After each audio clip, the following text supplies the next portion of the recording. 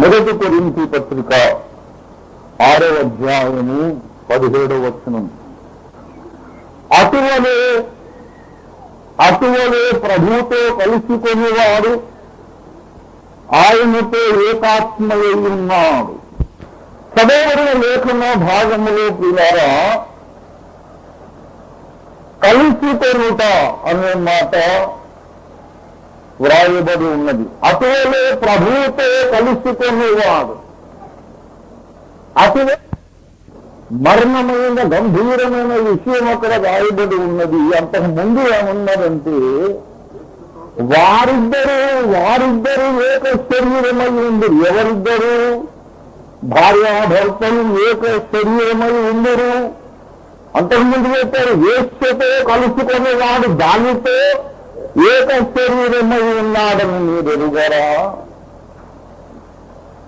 ఆదాము హవ్వలను గూర్చి భార్యాభర్తలను గూర్చి వాళ్ళు ఒకటే శరీరమై ఉంటారని మోసే చెప్పినది మీరు ఎరుగరా? అటువలే ప్రభువుతో కలుసుకునేవాడు. ప్రభువుతో కలుసుకొనుట ప్రియులారా, ఈ కలుసుకొనుట అనే మాటని సంస్కృత భాషలో యోగము అంటారు. యోగం అనగా కలుసుకొనుట. మృగ సంయోగము చేయవాడు మరణ శిక్ష పొందవలనన్నాడు. యోగము అనేది సంయోగమైంది. సంయోగములో నుంచి వచ్చింది యోగము. యోగం అనే మాట అర్థం ఏంటంటే ఈ రోజున యోగా నేర్చుకుంటున్నానని చెప్పి అందరూ యోగా తెచ్చుకుంటా ఉన్నారు. బాబు యోగా అంటే అసలు యోగా సంగతి నేను చెప్తున్నాను. ఈ యోగం చేయండి అందరూ కూడా. యోగం అనగా కలుసుకొనుట. ఇశ్రాయేలీయులు అన్యజాతి పట్టణాల మీద యుద్ధానికి వెళ్ళినప్పుడు యెహోషువ చెప్పాడు, పురుష సంయోగం ఎరుగని ప్రతి కన్యకను బ్రతుకనీయుడి అన్నాడు. సంయోగం అంటే ఇది శరీరాలు ఏకమైపోవుట.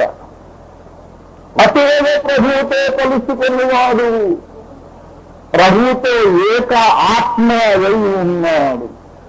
యోగమనగా మానవాత్మ పరమాత్మ కలిసి ఏకాత్మ రావడం. దేవుని స్తోత్రం కలిగిన దాకా దేవుడు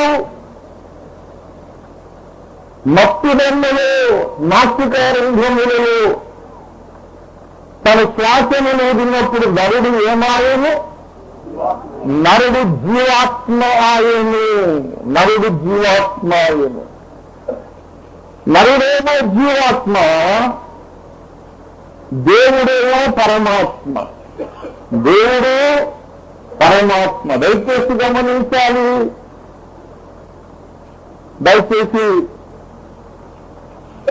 పరమాత్ముని కుమారుడు యేసు ప్రభువుని ఉన్నటువంటి పేరు. యేసు ప్రభు అంటే పరమాత్ముని కుమారుడు. పరమాత్ముడు అంటే సృష్టికర్త. జీవాత్మ అంటే సృజించబడిన ఆత్మ. భారతదేశంలో 3 ప్రత్యేకమైనటువంటి సిద్ధాంతాలు ఉన్నవి. ద్వైతము అంటే 2. ద్వయం అంటే 2. ద్వయం అనగా 2 అని అర్థం.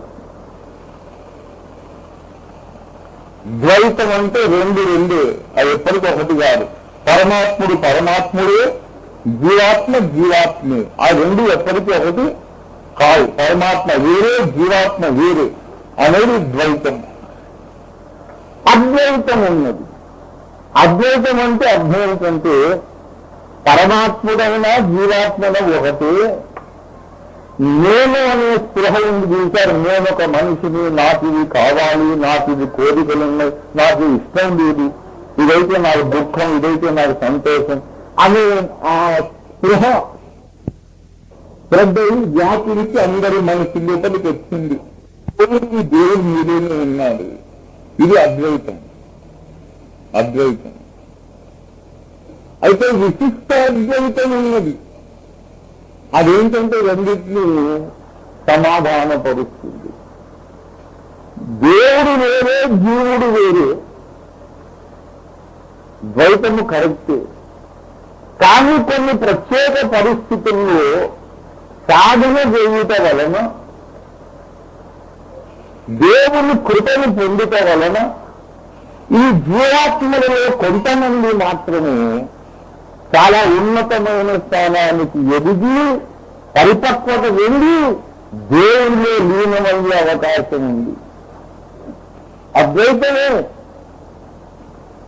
అంటే ఒకటైపోతారు, రెండుగా ఉన్నవాళ్ళు ఒకటి అవుతారు. ప్రారంభ దశలో ఏ జీవుడు కూడా దేవుడు కాదు, జీవుడు వేరే, దేవుడు వేరే. దేవుని కంటే చాలా కింద దిగువ భాగంలో ఉన్న వాళ్ళు మనుషులు. కానీ వీరు సాధన చేసి దేవుని కృపను పొంది అనేక రీతులుగా ప్రయత్నం చేస్తే ఎప్పటికైనా దేవుని అనుగ్రహం పొందితే వీరు పెరిగి పెరిగి పెరిగి ఎదిగి ఎదిగి దేవునితో సమలీనం కావచ్చు. ఇవన్నీ కూడా ఏ సిద్ధాంతమైన బైబిల్లో లేనిదేది కాదు. ఎవరేది చెప్పినా ఈ బైబిల్లో నుండి చెప్పాల్సిందే. బైబిల్లో లేనిది కొత్త సిద్ధాంతం ఎక్కడైనా ఉంటే అది అసత్యము అని నిష్కర్షగా చెప్పొచ్చు. ఎవరైనా చెప్పింది సత్యము ఉంటే అది బైబిల్లో ముందే రాయబడి ఉంటుంది. దేవుని స్తోత్రం కలుగును దాకా. కనుక ఈ మనిషి దేవునితో ఏం చేయాలి, ఏం కావాలట? కలిసికొనుట. దేవుడు మనిషి కలిసికొనుట, ఏకాత్మయిపోయిట. బాగా గమనించండి. వారికను ఇద్దరు కాక అన్నాడు. అవునా? వారికను ఇద్దరు కాక ఏక శరీరమై ఉందురు. ఎవరిద్దరు? ఆదాము హవ్వలు ఇద్దరు కారు, ఒకడే. అటువలనే మరి భక్తుడును దేవుడును, భక్తుడును దేవుడును ఎవరికైతే ఇద్దరు కాక ఏక ఆత్మయిపోయింది. దేవుడు నువ్వు ఏకాత్మ అయిపోతే ఎంతటి ప్రభావము నీ జీవితంలో ఉంటుంది, ఎంతటి శాంతి నీ జీవితంలో ఉంటుంది, ఎంతటి సమాధానం జీవితంలో ఉంటుంది, ఎంతటి మహిమలో నిండిపోతుందో ఒక్కసారి ఆలోచన. జీవాత్మయు పరమాత్మయు ఏకమవుత. మార్కు సువార్త 14వ అధ్యాయంలో 61వ వచనంలో చూడండి. తిరిగి ప్రధాన యాజకుడు ఒక ప్రశ్న అడిగాడు, పరమాత్మని కుమారుడైన క్రీస్తువు నీవేనా? ఏమండి? పరమాత్మని కుమారుడైన క్రీస్తువు నీవేనా? దేవునికి ఏం పేరు పెట్టాడు? పరమాత్ముడు. పరమాత్ముడు.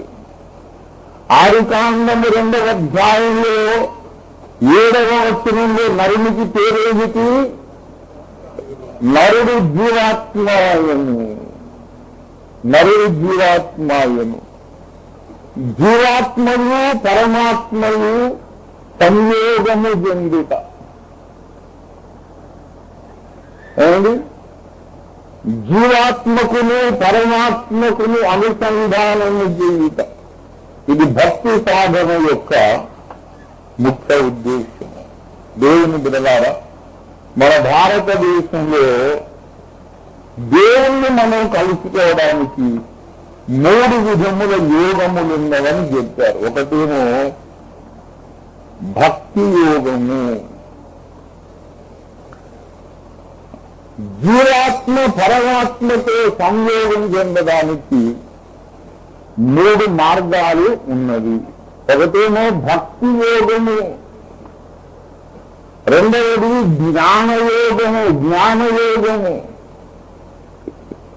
మూడవది క్రియాయోగము, కర్మయోగము. కర్మయోగమన్నా క్రియాయోగమన్నా ఒకటి. ఈ 3 యోగములలో బైబిల్లోనే ఉన్నది. బైబిల్లో చెప్పబడని సత్యం ఏది ఎవరు ఇంతవరకు ఎవరు చెప్పలేదు. కార్ల్ మార్క్స్ కమ్యూనిజం చెప్పినా అది బైబిల్లో నేర్చుకున్నానని అన్నాడు ఆయన. The concept of collective property, సమిష్టి ఆస్తి, అందరూ కలిసి కష్టపడాలి, ఫలితాన్ని కలిసి అందరూ సమిష్టిగా అనుభవించాలి అనేది ఆదిమ సంఘములో ఉండినటువంటి కాన్సెప్ట్. ఎవరిని ఏది తన సొంతదని అనుకున్నది, అందరూ తమ కలిగింది సమిష్టిగా ఉంచుకునేది. ఎవరికి కొత్త ఐడియా రావండి, ఏదన్నా ముందు ఏసైకి వచ్చిన ఐడియాను దేవుని స్తోత్రం కలిగినగా. దేవుని దగ్గర నేర్చుకోకుండా మనకు సొంత దేవుని ఏడిస్తున్నా, మనకి సొంత జ్ఞానం ఉందా మనకి? ఎవరికైనా ఒక మంచి తలంపు వస్తే అది యేసు ప్రభువు వారు కలిగించిన తలంపు మాత్రమే. అది రాజకీయ సిద్ధాంతం కానీ, వైద్య శాస్త్రములోని సిద్ధాంతం కానీ, లేక ఆధ్యాత్మిక సిద్ధాంతం కానీ, సకల సత్యమునకు మొట్టమొదటి చెలిమే ఊట బైబిల్ గ్రంథం. దేవుని బిడ్డలారా, భక్తి యోగము ద్వారా ఈ 3 మార్గాలు ఏది ఎక్కువ చేసినా ఆ మార్గాలు నెమ్మదిగా దేవునికి దగ్గరైపోతూ ఉంటాం. దయచేసి కీర్తనల గ్రంథము 86వ కీర్తన 2వ వచనం చదవండి దయచేసి. నేను నీ భక్తుడను అన్నాడు. ఏంటి దావీదు భక్తుడు తమ్ముడితో ఏం చెప్పుకున్నాడు? నేను నీ భక్తుడను. అంటే భక్తి కలిగిన వాడు భక్తుడు. 43వ కీర్తన 1వ వచనంలో భక్తి లేని జనము అన్నారు. 43 మొదటి వచనం. 82వ కీర్తన 4వ వచనంలో భక్తిహీనుల చేతిలో నుండి తప్పించుము. 2వ వచనంలో భక్తిహీనులు అనేక స్థలాల్లో మనం కనపడతారు బైబిల్లో. భక్తిహీనులు భక్తి గల జనులు కొంతమంది ఉంటారండి. మనుషులలో భక్తి గల జనులు కొంతమంది ఉన్నారు, భక్తి లేని జనం కొందరున్న. అపొస్తలుల కార్యాలు 2వ అధ్యాయం 5వ వచనం దయచేసి. ఆ కాలమును ఆకాశము కింద నుండి ప్రతి జనములో నుండి వచ్చిన భక్తి గల యూదులు యెరూషలేములో కాపురం ఉంది. ఏమి కలిగిన యూదులండి? భక్తి కలిగిన యూదులు. మనుషుల్లో కొంతమందికి ఈ భక్తి కాస్త ఎక్కువ ఉంటుందండి.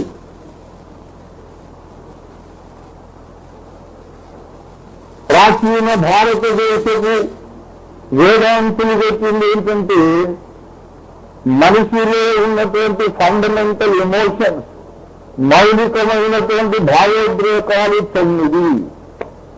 వాటిని రసాలంటారు. రసమనగా మనస్సులో నుంచి ఉత్పత్తయ్యే ఒక భావోద్రేకము, ఎమోషన్.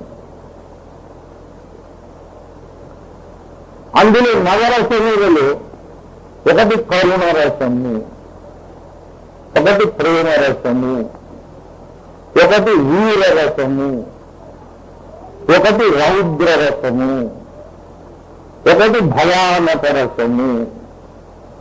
9 రసాలు. ఒకటి శృంగార రసము, అలాగే ఇంకొకటి భక్తి రసము. భక్తి అనేది ఒక రసం. అంటే ఫండమెంటల్గా శృంగార రసం అనేది ఎవరిలో ఉంటుంది చెప్పండి నాకు? అందరిలో ఉంటుంది. అది లేనటువంటి మానవుడు ఉండడు. అలాగే కరుణ రసం అసలే నేను ఉంటారా? అయ్యో పాపం జారిపడే గుణం తోడు కరుణరసం. అందరిలోనూ కాస్త కూస్తే ఉంటుంది. మనం కోళ్ళు వేస్తుంటే చూసి కొంతమంది కరుణరసాన్ని ప్రదర్శిస్తుంటారు. అయ్యో పాపం మూగజీవి, కోడిని వేసినా మేకని వేసినా ఇంకోటి అయ్యో పాపం నోరు లేని జీవి ఎందుకు హింసిస్తున్నారు? హింసితే అలుచుకుంటే నోరున్న జీవిని భార్యను హింసించారు కానీ లేకపోతే వేరే మతాల్లో ఉన్న వాళ్ళని పీకలు వేయాలి, సభ్య దహనాలు చేయాలి, గ్రహం చేయించిన వాళ్ళు కొడుకుని కాలు చంపేశారు. కానీ మేకను పెంచినప్పుడు మాత్రం వద్దు, జీవహింస వేయరాదు. మనకు వాణి చూడగల రౌద్రరసం. ఇలాగే మనిషిలో రకరకాల రసాలు ఉంటాయి. అందులో భక్తి అనేది ఒక రసము. ఏమండి? అయితే ఈ భక్తి రసాన్ని కాస్తంత ఉంటుంది, మనసులో మనం పుట్టించలేము, అది అందరిలో ఉంటుంది. దేవుడు భూమిని సృజించినప్పుడు కొంత ఇనుముని, కొంత రాజుని, కొంత బంగారాన్ని, కొంత వజ్రాలను, బొగ్గుని అన్ని కలిపి భూమిని సృష్టించాడు. ఇప్పుడు బంగారాన్ని మనం తయారు చేయలేము, దేవుడు ముందే భూమిలో పెట్టారో తవ్వుకోవడమే మన పని. వజ్రాలను మనం చేయలేము, దేవుడు ముందే వజ్రాలను భూమిలో దాచి నిక్షిప్తం చేసి భూమిని తయారు చేశారు. అవి ఎక్కడ ఉన్నారో కనుక్కొని మనం వాటిని తవ్వుకూడదు. ఇనుమును మనం తయారు చేయలేము, భూమిలో ఉంది మనం తవ్వి తీసుకుంటున్నాం. అలాగే మనిషి లోపల దేవుడు కొంత శృంగారమును, కొంత భక్తిని, కొంత కరుణను, కొంత ప్రేమను జపించి నిక్షిప్తము చేసి మనిషిని తయారు చేశారు. కనుక భక్తి అనేది ఒక రసం. అందరికీ భక్తి ఉంటుంది. దేవుని మీద భక్తి లేని వాళ్ళకు కార్ల్ మార్క్స్ మీద భక్తి ఉంటుంది. ఆయన వాళ్ళకి దేవుడు, లేకుంటే వాళ్ళ రాజకీయ పార్టీ నాయకుడి మీద ఉంటుంది. కొంతమంది తల్లి మీద భక్తి, తల్లి పితృభక్తి, మాతృభక్తి, గురు భక్తి, కదా, రాజభక్తి లేదు. పితృభక్తి, మాతృభక్తి, గురుభక్తి, రాజభక్తి, దేశభక్తి, కదా, దేశభక్తి కదా. దేని మీద ఒకటే భక్తి ఉంటుంది మనిషికి. పీకలు వేసే కర్కోటకుడు క్రూరుడైన మనిషి కూడా వాడికి దొంగతనంలో మెలుకోలు నేర్పించిన గురువు ఫోటో పెట్టుకొని రోజు మొక్కుతుంటారు. అయితే ఈ భక్తి రసమును మనం ఎవరి మీద వ్యక్తం చేయాలంటే భూమి ఆకాశముల సృష్టికర్త పట్ల మనము వ్యక్తం చేయాల్సిన భావోద్రేకము భక్తి. భక్తిలో గౌరవం ఉంది, భక్తిలో ప్రేమ ఉంది, భక్తిలో ఇష్టపడడం ఉంది, భక్తముగా ఆ మనిషి కోసం తప్పించటం ఉంది. ఈ భక్తిని సాధన చెయ్యాలి. భక్తిలో దేవునికి లోబడుట ఉంది, భక్తిలో దేవునితో సహవాసం చేయాలనే ఆశ ఉంది. దేవుని బిడ్డలారా, బైబిల్లో ఉన్నటువంటి దేవుని స్నేహితులందరూ భక్తి పరులే. అబ్రహాము చేసినది భక్తి యోగమే, హనోకు చేసింది భక్తి యోగమే. దేవుని మీద ప్రేమ పెంచుకొని పెంచుకొని పెంచుకొని దేవుని కోసం అలవటించి తప్పించి దప్పుకొని తహతహలాడుతుంటే ఈ అగ్నిజ్వాల వంటి ప్రేమ హృదయం మీద భగ్గును భగ్గును మండుతూ ఉంటే ఎన్నాళ్ళకనే ఒకనాటికి దేవుని దృష్టి వీడి మీదకి వస్తుంది. ఏ మనిషి అయినా తన మీద భక్తి పెంచుకున్న ప్రేమ పెంచుకున్న వాళ్ళ పట్ల కరిగిపోకుండా ఉండలేడు. ఇది దేవుని లక్షణం. దేవుడు తన స్వరూపం తన పోలిక చెప్పిన మనిషిని చేస్తున్నప్పుడు ఈ లక్షణములు ఇచ్చాడు. వాడు అస్తమానం నిన్ను ప్రేమించి, నిన్ను ఆరాధించి, నీతో ఇష్టం పెంచుకొని నిన్ను కూడా ఆలోచిస్తూ ఆలోచిస్తూ నీకోసం తప్పించి తప్పించి దప్పిదంటూ ఉంటే ఒకనాటికి నువ్వు కరిగిపోతావు. ఆ లక్షణం చెప్పాడు. ఎందుకంటే నేను కూడా ఇలాగే కరిగిపోతాను అని నీకు చెప్పడానికి. దేవుని స్తోత్రం కలుగును కాదు. దేవుని పట్ల విపరీతమైన ప్రేమ పెంచుకొని పెంచుకొని పెంచుకొని దేవుని దగ్గర పోతారు. భక్తి ఏదో బైబిల్లోనే ఉంది. దేవుని స్తోత్రం కలుగును గాక. దయచేసి మీరు మొదటి కొరింథీ పత్రిక 8వ అధ్యాయం, మొదటి కొరింథీ పత్రిక 8వ అధ్యాయం 3వ వచనం దయచేసి, ఒకడు దేవుని ప్రేమించిన ఎడలా అతడు దేవుని చేరుకున్న వాడు. నువ్వు నన్ను ప్రేమిస్తున్నావు కదా, నా దృష్టిలోకి వచ్చావంటే అంటాడు. దేవుని స్తోత్రం కలిగిన దాక. హల్లెలూయా హల్లెలూయా. అందుకే యేసయ్య ఏం నేర్పించాడంటే, ధర్మశాస్త్రములో అతి ప్రాముఖ్యమైన ఆజ్ఞ ఏదనగా నీ పూర్ణ హృదయముతో, నీ పూర్ణ ఆత్మతో, పూర్ణ మనస్సుతో, పూర్ణ వివేకముతో, పూర్ణ శక్తితో, నీ పూర్ణ పరిస్థితో నీ దేవుడైన యెహోవాను ప్రేమించగలను.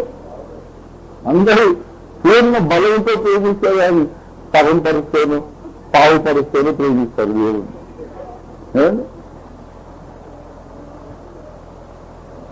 మొత్తం ఈ కుంభదంతాలకు సమర్పణ చెయ్యాలి. దేవుని స్తోత్రం కలిగినగా. హల్లెలూయా హల్లెలూయా.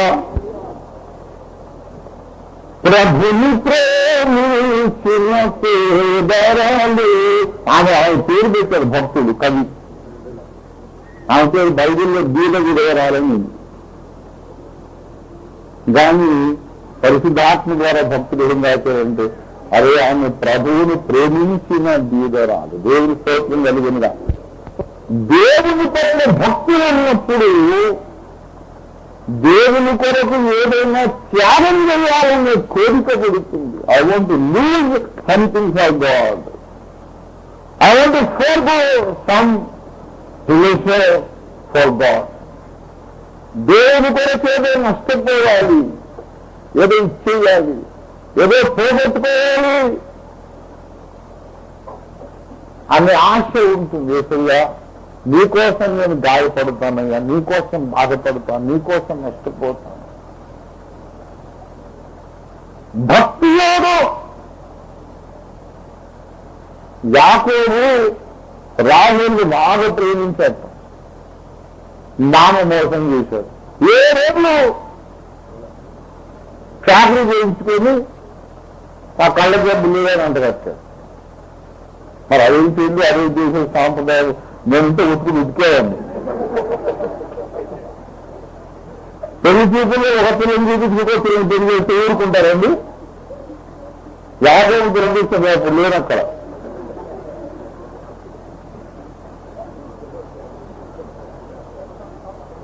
నాకింత రౌటర్ రసం వస్తుంది, యాభై మాత్రం ఏ రసం రాలేదు. లాభాన్ని అన్నాడు, అల్లుడు పెద్దదాన్ని అలా ఉంటే చిన్నదాన్ని ఇష్టపడ్డావు, పెద్దదాన్ని పెళ్లి చేయకుండా చిన్నదాన్ని పెళ్లి చేయడం మా దేశం మర్యాద కాదు, కొరకు పెద్దదాన్ని ఇస్తాను, ఇంకో 7 ఏళ్ళు నాకు కొలువు చేయి చిన్నదాన్ని కూడా ఇస్తాను. ఇంకన్నాయో పెద్ద చెప్పిస్తే బోడిమోహం నువ్వు ఈ బతుకాలం ఇప్పటికీ 7 ఏళ్ళు అవుతుంది, మళ్ళీ 14 ఏళ్ళు అవుతుంది. మిగిలిన దగ్గర ప్రేమిస్తావు కాదు, బలి మావ దొరికే నా కర్మని అని అన్నది యాకోబు. ఇంకో 7 ఏళ్ళు నాకు కొలువు వెళ్ళి మా చిన్న కూతుర్ని ఇస్తా అంటే అలాగే అన్నాడు. యాకోబు రాహేలును ప్రేమించను కనుక ఆ దినములు కొద్దిగా తోచడము. ఒక మనిషిని మనం చాలా ప్రేమిస్తే వాళ్ళ కొరకు మనం పడే కష్టాలు చిన్నగా కనిపిస్తాయి, వాళ్ళ కోసం పెట్టే ఖర్చు కూడా చిన్నగా కనిపిస్తుంది. ప్రేమించకపోతే అబ్బా ఇంత ఖర్చా అనిపిస్తుంది. ప్రేమిస్తేనేమో వారు 1000 ఏంటి, 1,00,000 ఏంటి, 1,00,00,000 ఏంటి ఇచ్చేదా ఆవిడతో తెచ్చేది అనిపిస్తుంది. ఇది భక్తి యోగము. అబ్రహాము దేవుణ్ణి ఎంత ప్రేమించాడంటే తన కొడుకును కూడా బలి చేయడానికి ఇష్టపడ్డాడు. దేవుని స్తోత్రం కలిగిన కాదు. ప్రేమించి ప్రేమించి తప్పించి మనస్సులో ప్రేమ పెంచుకొని పూర్ణ శక్తితో దేవుని మనం ఆరాధించినప్పుడు దేవుడు జీవాత్మ సంయోగము చెందుతాడు. దేవుని స్తోత్రం కలిగినగా. హల్లెలూయా. అటువలే భక్తుడును దేవుడును ఏకాత్మ యగుదురు. భక్తి యోగంలో కొందరు సాధన చేశారు. భక్తి యోగము ఇది మొదటిది. భక్తి ద్వారా మనం ఏం చేస్తుంది? దేవుణ్ణి చేరుకోవచ్చు. అందుకొరకనే మొదటి తిమోతి పత్రిక 4వ అధ్యాయం 7వ వచనంలో పౌలు భక్తి చెబుతున్నాడు, ఓ తిమోతి, దేవ భక్తి విషయములే నీకు సాధకము చేసుకున్నాము. భక్తి విషయంలో సాధన చేయాలి. అది ఊరికే అర్థేది కాదు. నువ్వు ప్రయత్నపూర్వకంగా దేవుని మీద ప్రేమ పెంచుకోవాలి, ధ్యానము చెయ్యాలి, మనస్సును అప్పగించాలి, హృదయాన్ని అప్పగించాలి. ఆ భక్తిని ఎక్కువ చేసుకోవాలి. ఒక మనిషి మీద ఇష్టాన్ని కావాలనుకుంటే మనం పెంచుకోవచ్చు, వద్దనుకుంటే పెంచుకోవచ్చు. ఒకరిలోని మంచి లక్షణాలన్నీ తలంచుకుంటా ఉంటే ఇష్టం పెరుగుతూ ఉంటుంది. వారిని మనిషి విడిచేసుకోవాలనుకోండి, వారిలో ఉండే నెగటివ్ క్వాలిటీస్ కానీ అతను మనం చేసిన నష్టాలు కానీ ద్రోహం కానీ ఒక మనిషి మీద ప్రేమను పెంచుకోవచ్చు. అలాగే దేవుని మీద కూడా నీవు తలుచుకుంటే ప్రేమను పెంచుకోవచ్చు. దేవుని స్తోత్రం కలిగిన కానీ ప్రేమ పెంచుకోవాలంటే ఏం చేయాలంటే ఆయన చేసిన ఉపకారములలో దేనిని మరొక దేవుని స్తోత్రం కలిగిన కానీ. ఈ మతం నమ్మినప్పుడు అన్ని కష్టాలు. అంతకుముందు బాగానే ఉంది. బాప్తిస్మం పొంది వచ్చిన మొదటే కష్టాలు. మా అన్నయ్య నన్ను చింతకరుగు తీసుకొని ఈతంతో వాయగొట్టేసి ఇంకో వెలుగొట్టేశారండి. నాకు ఆస్తి లేదు, ఆస్తిలో భాగం ఉంది, వెలుగేశారు. ఎందుకు కష్టాలు ఏమేమి నమ్ముకున్నాక అని తలుచుకుంటా కూర్చుంటే నీ విశ్వాస జీవితంగా భ్రష్టు పట్టిపోతుంది. కష్టాలు తెచ్చుకోకండి. దేవుని మార్గములోకి వచ్చాక ఆయన ఇచ్చిన మనశ్శాంతి ఎంత గొప్పది, ఆరోగ్యం ఎంత గొప్పది, కరువులో కూడా ఆయన ఇచ్చిన పోషణ ఎంత అద్భుతమైనది, ఇహమందు పరమందు ఆయన సిద్ధం చేసిన బహుమానం ఎంత గొప్పది. దాని మీద దృష్టి నిలపాలి. దేవుని మంచి లక్షణాలు, దేవుని యొక్క ప్రేమ, దేవుని కృప, దేవుని దయ, జాలి, వాత్సల్యం, క్షమాపణ, ఆయన మనకు చేసిన ఉపకారములను ధ్యానించి రక్తము చేత నన్ను కడగడానికి అద్భుతమైన యజ్ఞాన్ని చేశాడు. మరణమును జయించడానికి నిత్య జీవం కలిగిన నీవు, పాపమును చంపడానికి ఇరువులో బలయ్య. ఇలా ఆలోచించి ధ్యానించట వలన దేవుని మీద మనకు ప్రేమ ఎక్కువవుతుంది, భక్తి ఎక్కువవుతుంది. ఏ రాండి ఊరికే ఆయన అక్కడ ఉన్నాడు, నేను ఇక్కడ ఉన్నాను. ఇక్కడ కూర్చొని మనం ఆలోచించాలి. ఏ వారం ఉండదు పాస్టర్ గారు. అలాగనుకోకండి. దేవుడు అక్కడెక్కడో ఉన్నాడు, నువ్వు ఇక్కడ ఉన్నావు. కానీ అధికముగా ఆయన్ని ధ్యానించి ప్రార్థించుట వలన అబ్రహాము గుడారము మధ్యకు కృష్ణదేవుడు నడిచి వచ్చినట్టు నీ ఇంట్లో నడిచి వచ్చేస్తాడంటే దేవుని స్తోత్రం కలిగిన దాని. అక్కడెక్కడో ఉన్నాడు, ఆయన అక్కడే ఉండిపోడు, వచ్చేస్తాడు, ఈ ఇంటికి వచ్చేస్తాడు. ఎవరింటికి రాలేదు, అబ్రహాం ఇంటికి వచ్చాడు. ఎందుకంటే అబ్రహాము యొక్క భక్తి ఆయన్ని ఆకర్షించింది. దేవుడికి స్తోత్రం కలిగిన దాని. హల్లెలూయా. భక్తి జీవితం వలన దేవుడు ఆకర్షించబడతాడు. పరమగీత గ్రంథం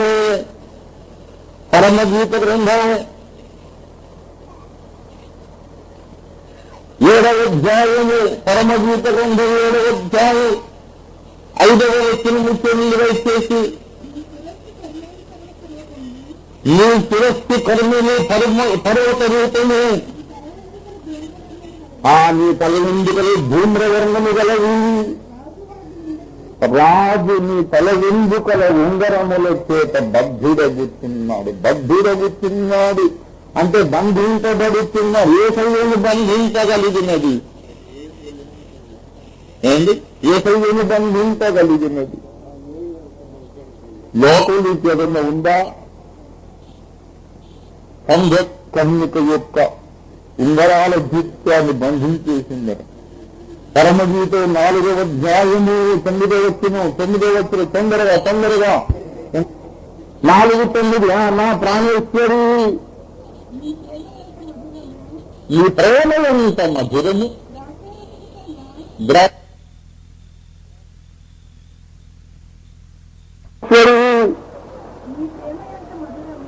నీ ప్రేమ ఎంత మధురము ద్రాక్షారసము కన్నా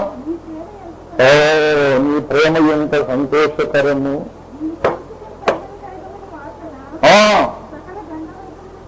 4:9 నా సహోదరి నా ప్రాణేశ్వరి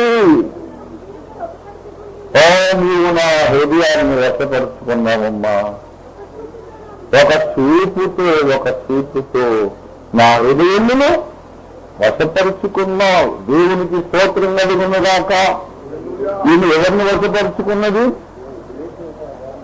భూమి ఆకాశముల సృష్టికర్తని బాగా వినండి ఒక మాట అందరు వినాలి బాగా యబ్బోకు రేవు దగ్గర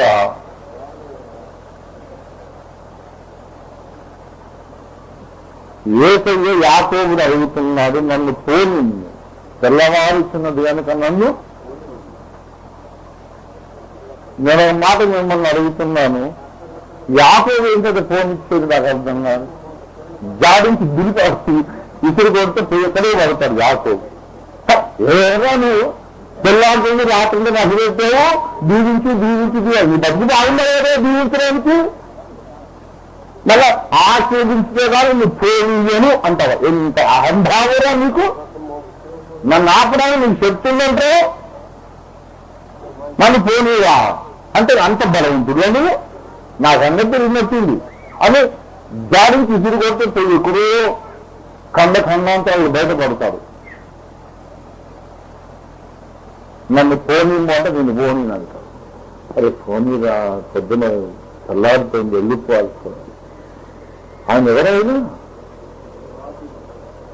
తన మహత్తు గల మాట చేత యావత్తు విశ్వమును బ్రహ్మాండము నిర్వహించుతున్నటువంటి పరమాత్ముని రూపము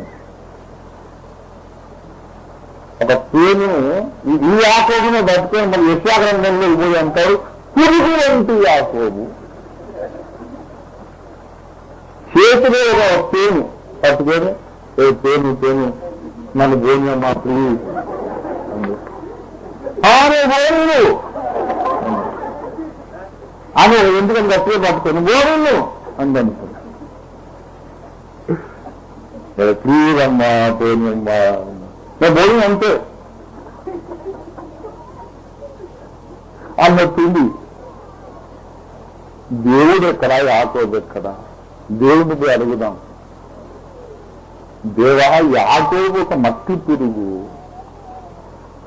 అన్న చంపుతాడేమో అన్న ప్రాణభయముతో పారిపోతున్నవాడు నీవేమో అనంత బల సంపన్నుడవు సర్వశక్తి సంపన్నుడవు యాకోబుని బతిమాలతో వదిలేరు ప్రేమకు భక్తికి బద్ధుడవుతాడు దేవుని స్తోత్రం కలిగిన కాదు నువ్వు దేవుడిని ప్రేమిస్తే నేను చెప్తున్నాను దేవుడిని ఎంత గౌరవిస్తాడు ఏదన్నా పని చేసేటప్పుడు నీకు చెప్పి చేస్తాడు బాబు చేద్దాం అనుకుంటున్నానని నేను చెయ్యబోవు కార్యము అబ్రహాముకు దాచదన అన్నాడు దేవుని స్తోత్రం కలిగిన దాక భక్తి వలన దేవునికి దగ్గరైపోయిన భక్తులు ఉన్నారు దేవుని స్తోత్రం హల్లెలూయా ఇది మొదటిది రెండవది జ్ఞానయోగము జ్ఞానము వలన కూడా మనం ఏం చేయొచ్చు?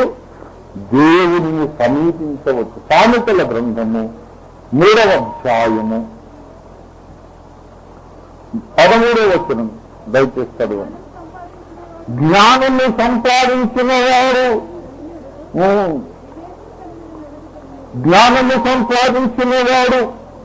ధన్యుడు, వివేచన కలిగిన నరుడు ధన్యుడు. చదవండి. 2 సంపాదించుట కంటే జ్ఞానము సంపాదించుట మేలు, అపరంజి సంపాదించుట కంటే జ్ఞాన లాభమును పొందుట మీరు. పొగడముల కంటే అది ప్రియమైనది, మీ ఇష్ట వస్తువులన్నీ. జ్ఞానము చాలా ముఖ్యము. దేవుని బిడ్డలారా, జ్ఞానము 4వ అధ్యాయం 5వ వచనం చూడండి. జ్ఞానము సంపాదించుకొనుము, బుద్ధి సంపాదించుకొనుము. 6వ వచనం, జ్ఞానమును విడువక ఉన్న ఎడల అది నిన్ను కాపాడును, దాన్ని ప్రేమించిన ఎడల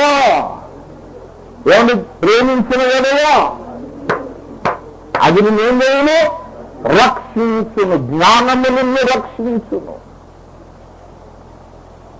జ్ఞానయోగం, ఇది జ్ఞానము వలన మనము రక్షణ పొందుతాం. జ్ఞానము వలన దేవునితో మనము కలిసిపోవుట. అపార్థం చేసుకోకండి. దీని పేరు జ్ఞాన మార్గము. 4వ అధ్యాయం 11వ వచనం చదవండి.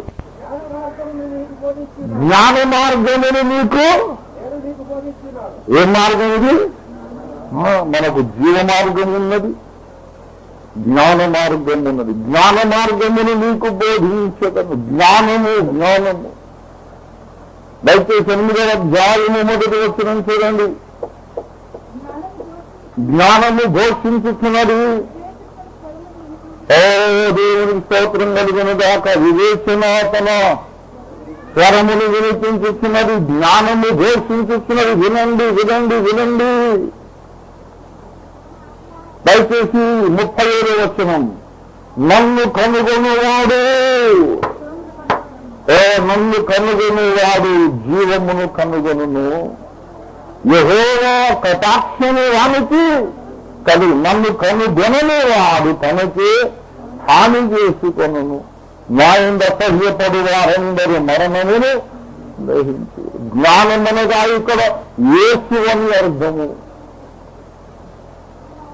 ఎందుకంటే నేను ప్రధాన శిల్పినై, దేవుని శక్తిలో నేను ప్రధాన శిల్పినై అనుగుణము సంతోషించుచుంటిని అని 30వ వచనంలో చెప్పారు. అయితే యేసును కలిగిన వారందరూ కూడా జ్ఞానము కలిగిన వారు కాదు. చాలా మందికి యేసు దొరికాడు కానీ జ్ఞానం దొరకలేదండి. యేసును నమ్మినటువంటి బుద్ధిహీనులు ఉన్నారు, యేసును నమ్మినటువంటి జ్ఞానహీనులు ఉన్నారు, యేసును నమ్మిన అజ్ఞానులు ఉన్నారు.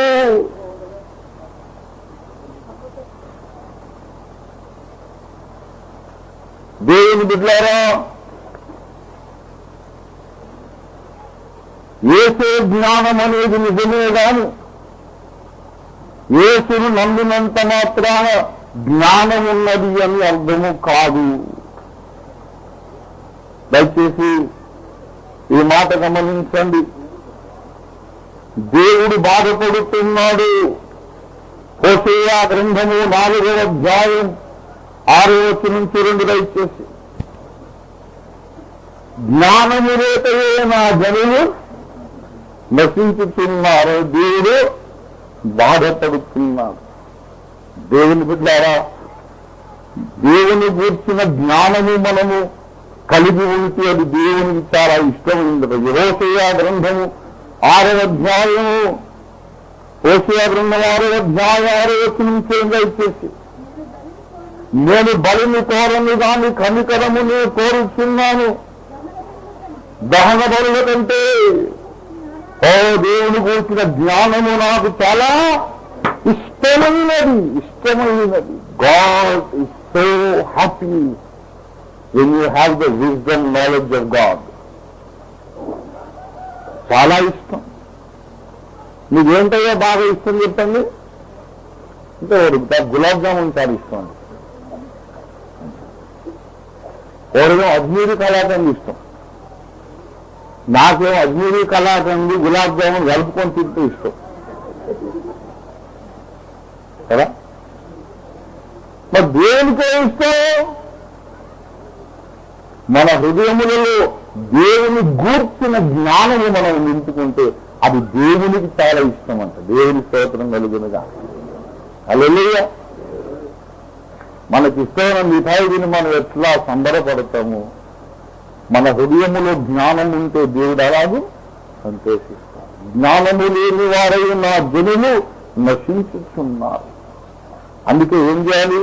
సంపాదించి జ్ఞానము సంపాదించుకో, ప్రకృతిని పరిశోధించు, గ్రంథములను పరిశోధించు, దేవుని వాక్యమును పరిశోధించు, సర్వ సృష్టిని పరిశోధించు,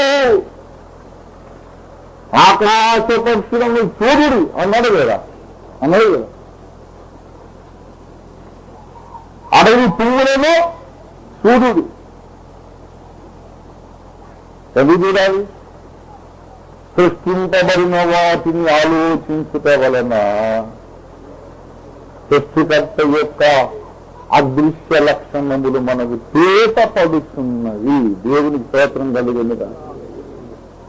కనుక పరిశోధన ద్వారా మనకు ఏం తెలుస్తుంది? జ్ఞానమే. జ్ఞానము జ్ఞానము వలన మనము దేవునికి ఇష్టమైపోతాం, జ్ఞానము వలన దేవుడికి దగ్గరైపోతాం. అందుకే జ్ఞానము సంపాదించుకొనుము, జ్ఞానమును ప్రేమించాలి. జ్ఞానము నీకు లేకపోతే దేవుని అడగమన్నాడు. యాకోబు పత్రిక 1వ అధ్యాయం 5వ వచనం తొందరగా.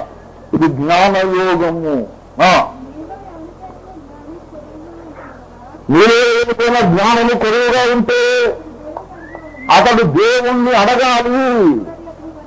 ఎందుకు అడగాలి? జ్ఞానం లేకపోతే నష్టం ఏంటి? ఆరోగ్యం లేకపోతే అడుగుతాం, డబ్బు లేకపోతే అడుగుతాం, ఉద్యోగం లేకపోతే అడుగుతాం, పిల్లలు లేకపోతే అడుగుతాం. కావాలి, పిల్లలు కావాలి, డబ్బు కావాలి, ఉద్యోగం కావాలి, ఆరోగ్యం కావాలి. జ్ఞానం లేకపోతే నష్టం ఏంటి? జ్ఞానం ఎందుకు కాదు, డబ్బులు కావాలి. కానీ అందులో జ్ఞానవంతులు అడుక్కు తింటున్నారు.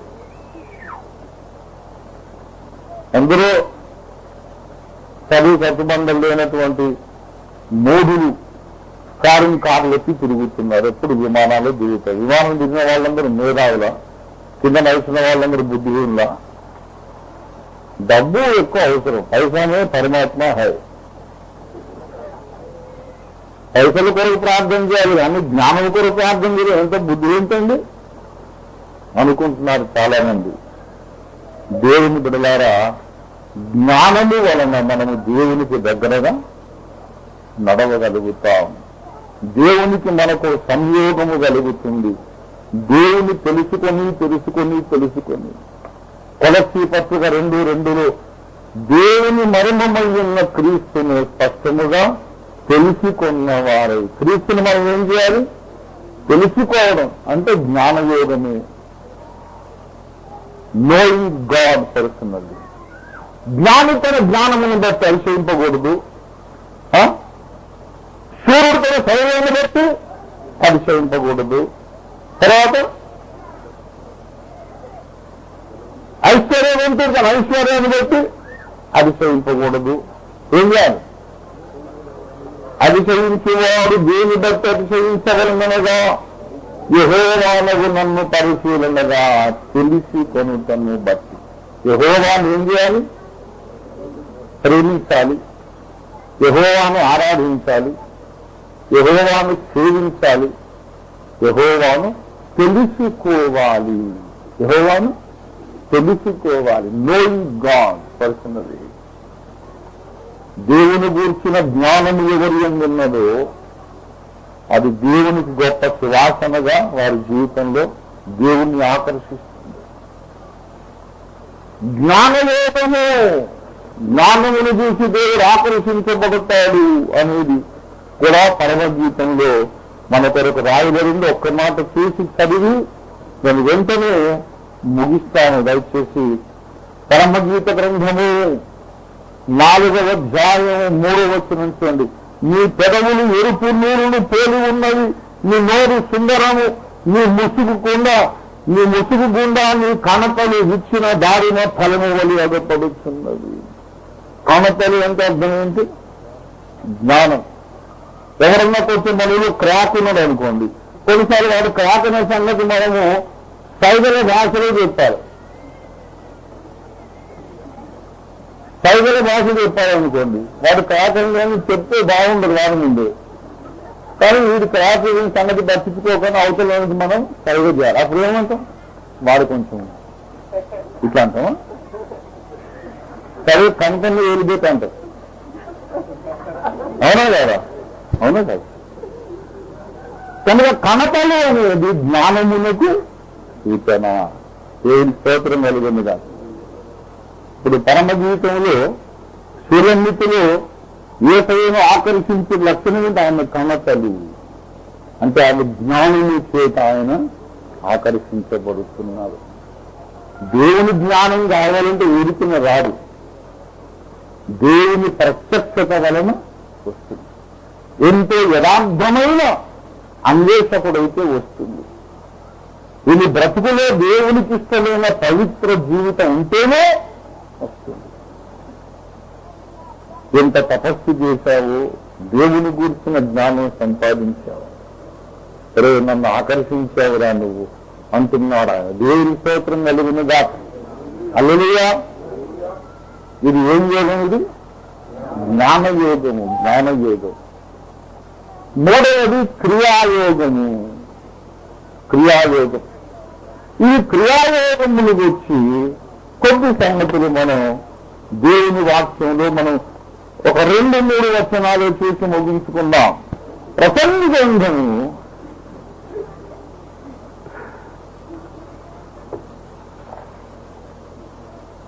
దేవుని స్తోత్రం. హల్లెలూయా. ప్రసంగి గ్రంథము దయచేసి 5వ అధ్యాయం. ప్రసంగి గ్రంథం 5వ అధ్యాయము దయచేసి 18వ వచనం చూడండి. దయచేసి మరియు కోరదగినదిగాను ముచ్చటైనదిగాను నాకు కనబడినది ఒకటి కలది. దేవుడు తనకు నియమించిన ఆయుష్కాల దినములన్నీ అబ్బా ఇది చూడ ముచ్చటైనది. అన్నపానములు పుచ్చుకొనొచ్చు, తన కష్టార్జితము అనుభవించుట. ఇది ముచ్చటైనది, కోరదగినది, అందమే. ఇందులో ఏమంటే ముచ్చటైంది, ఏమి కోరదగిందండి? బాగా గమనించారు. అన్నపానములు పుచ్చుకొనుట గొప్ప సంగత ఏమండి? భక్తి జీవితంలో ఇదొక మెట్టు. ఏంటంటే తాను చేస్తున్న ప్రతి సింపుల్ డీడ్. బాగా అందరూ కూడా ఊహించేస్తున్నా తాను చేస్తున్న అతి చిన్న కార్యక్రమము కూడా దేవునికి ఒక పూజ అనుకొని చెయ్యాలి. ఇదే ప్రసంగి గ్రంథము 9వ అధ్యాయం 10వ వచనం చూడండి. అయితే 9:10 చేయుటకు నీ చేతికి వచ్చిన ఏ పనినైనను నీ శక్తి లోపము లేకుండా ఏ పనినైనా సరే. ఈ గురంతా చీపురు కట్ట తీసుకొని ఊరవండి అని చెప్పాను అనుకోండి, అది ఎంత మనస్సు లగ్నము చేసి చెయ్యాలంటే, ప్రార్థన చేసినప్పుడు, దేవునికి స్తుతులు చెల్లించినప్పుడు, సువార్త ప్రకటించినప్పుడు, ప్రసంగం చేసి వాక్యోపదేశం చేసినప్పుడు నువ్వెంత తృప్తిగా చేస్తావో ఈ ఊడ్చుట కూడా అంత తృప్తిగా. ఇది కూడా దేవునికి ఆరాధనే, దేవునికి పూజ. ఇది కూడా అతిథులు వచ్చారు, ఆతిథ్యము చేయ మరొకడి. అతిథులకు అన్నం వండి పెట్టాలి, వాళ్ళ కాళ్ళు విసుకాలి, వాళ్ళ కాళ్ళు కడగాలి, వాళ్ళ బట్టలు ఉతికే చేయాలి. ఇది కూడా పూజేసినా. మొదటి కొరింథీ పత్రిక 10వ అధ్యాయము 31వ వచనం చూడండి దయచేసి. ఇది క్రియాయోగము. మీరు భోజనము చేసినను, పానము చేసినను, మీరేమి చేసినను సమస్తమును దేవుని మహిమ కొరకు చేయుడి. అన్నం తింటే దేవుని మహిమ కొరకు భోజనం చేయండి. మంచినీళ్ళు తాగితే దేవుని మహిమ కొరకు మంచినీళ్ళు తాగండి. నిద్రపోయినా దేవుని మహిమ కొరకు నిద్రపోండి. అవును, నిజంగానే జరుగుతున్నాను. మీరు క్రియాయోగంలో శ్రద్ధ కలిగిన వారైతే, నేను ఏది చేసినా దేవుని కొరకు అనుకుని నమ్మకం కలిగిన వాళ్ళైతే మీ నిద్రపోవడం కూడా ఆశీర్వాదమే. నిద్రలో మీకు పరలోక దర్శనాలు ఇస్తాడా? దేవుని స్తోత్రం కలుగును కాదు. నిద్రలో కదా యోసేపుతో మాట్లాడేది, అబ్రహాముతో మాట్లాడేది, దానియేలుతో మాట్లాడేది. దేవునితో సంయోగము చెందిన వాడు నిద్రపోయిన ఆశీర్వాదము. దేవుని బిడ్డలారా, దేవుని మహిమను కోరి మనము దేవుని మహిమ కొరకే బ్రతకాలి అని ఆశ కలిగిన మనం మంచినీళ్ళు తాగినా అది దేవునికి పూజతో సమానము. ఎవరన్నా ఇంటికి పిలిచి వాళ్ళు గుడ్లు ఉతికేసేవనుకోండి, అదొక పూజ, అది ఆరాధన, అది సేవ, అది సేవ.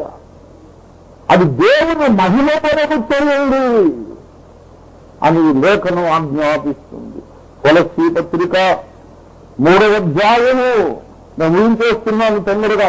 ఇది చాలా ప్రాముఖ్యమైన పాఠం. మీకు చెప్పమని దేవుడు నాకు ఎప్పటి నుంచో చెబుతున్నాడు.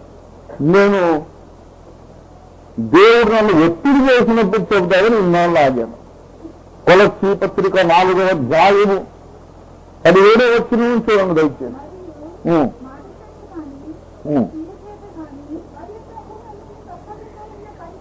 అయ్యో 3:17 మరియు మాట చేత గాని క్రియ చేత గాని మీరేమి చేసినను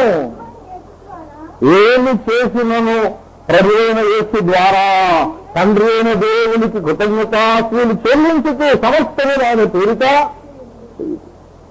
మాట చేత కానీ క్రియ చేత కానీ. అంగీటికేమని ఇచ్చాననుకో, దేవాని స్తోత్రం, హల్లెలూయా, ఎంత మంచి అవకాశం ఇచ్చావు నాయన, ఇక వందనాలు నీకు మహిమ తండ్రి. నీ పరిచారకుడిగా నువ్వు తగ్గించుకున్నావు, సేవకునిగా దాస్యం రూపం ధరించుకున్నావు, నేను ఇప్పుడు నీ రూపంలోకి రావడానికి సహాయం చేశావు అనుకో. కొంతమందికి ఏమైనా పని చెప్తే చికాకు, ప్రసంగం ఏమంటే మన వాళ్ళందరూ కూడా పని చేయమంటే చికాకా, చేయాలంటారా, అవునంటారా, మరి అవుననేమో చెప్పడం, మళ్ళీ అవునంటారా, కాదంటారా, చేయాలని అవునంటారా, అంతేనంటారా, అవసరం అంటారా? అంటే ఇది ఏం లేదు, దాసుని మనస్తత్వం, యేసుక్రీస్తు మనస్సు ఇంకా రాల. పరిచర్య చేయడం ఘనత అనుకోవట్లేదు. సాక్ష్యం చెప్పు, పాటలు పాడు, ప్రసంగాలు చేయి, పుస్తకాలు రాయంటే వాడు చేస్తా. ఎందుకు? పబ్లిక్ లో అందరి ముందు ఘనంగా ఉంటాడు కనుక. అదే ఇల్లుడు గుడ్లెత్తి అంటే ఇది సన్నగా మనకు ఎందుకురా, ఇంత జ్ఞానం ఉంటారు. మరి ఈ కరం ఏంటి మనకు? జ్ఞానం లేని వాళ్ళు ఆ పని చెయ్యాలి. మరి ఏ జ్ఞానం లేకనా ఏసే కాళ్ళు కడిగాడు? ఏ జ్ఞానం లేకనా దాసుని రూపం ధరించుకున్నావు? ఉపచారము చెయ్యుట, పరిచర్య చేయుట, సేవ చేయుట, అది మనకు ఘనత. సేవ చేసే అవకాశం వచ్చినప్పుడు ఆనందంగా చెయ్యండి, మనస్సు లగ్నం చేసి చెయ్యండి. దానివల్ల మీరు దాసుని రూపము దాల్చిన యేసుకు దగ్గరైపోతారు. దేవుని స్తోత్రం కలిగిన దాక. యేసయ్య అనుకుంటాడు, ఇంత బాగా సేవ చేస్తున్నాను ఆయన, నేను మరియ గర్భమును జన్మించినప్పుడు, నరరూపంలో భూమి మీద జీవించినప్పుడు ఎలాగ నేను సంచరించానో మీరు అలాగే ఇప్పుడు బతుకుతున్నారు, మీరు బాగా నచ్చారయ్యా నాకని మీ దగ్గరికి వచ్చేస్తాడు. దేవుని స్తోత్రం కలిగింది కాక.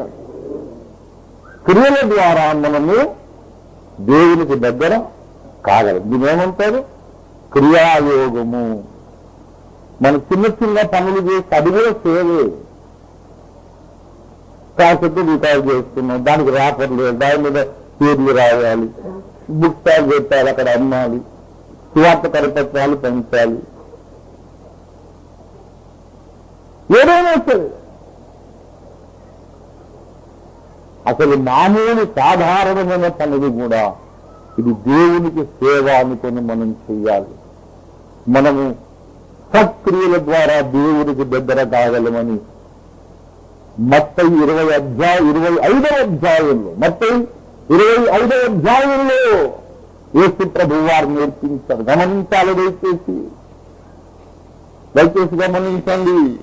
25:35 నేను ఆకలి గొంతుని మీరు నాకు భోజనం తెచ్చితిరి, దప్పి గొంతుని మీరు నాకు దాహం ఇచ్చితిరి, పరదేశిన ఇంటిని నన్ను చేర్చుకొంటిరి, దిగంబరిన ఇంటిని మీరు నాకు బట్టలు ఇచ్చితిరి, రోజున ఇంటిని మీరు నన్ను చూడవచ్చితిరి, చెరసారలో ఇంటిని మీరు నా ఇద్దకు వచ్చితిరి అని రాజు చెప్తుని రెండవ రాకడు. మీరు ఆశ్చర్యపోయారు, ఏసయ్యా నువ్వు జైల్లో ఉంటే నేను జైలు రావడం ఏంటి, నువ్వు ఆకలి ఉంటే మేము ఇప్పుడు అన్నం తెచ్చాము, నువ్వు దిగంబరిగా ఉంటే మేము ఇప్పుడు బట్టలు ఇచ్చాము ఆయన అని అడుగుతారట. అప్పుడు యేసయ్య అంటాడు, ఈ మిక్కిలి అల్పులైన ఈ నా సహోదరులు ఒకరికి మీరు చేసిది కనుక నాకు చేసినట్టు. ఒక బీదవాడికి ఏదైనా ఒక అంగీ దానం చేస్తే యేసయ్య రాసుకుంటారు, నాకే ఒక చేత ఇచ్చాడు. ఎవరికో బీదలకు భోజనం దొరికితే దేవుడు రాసుకుంటారు, నాకే భోజనం దొరికారు. ఇది క్రియాయోగము.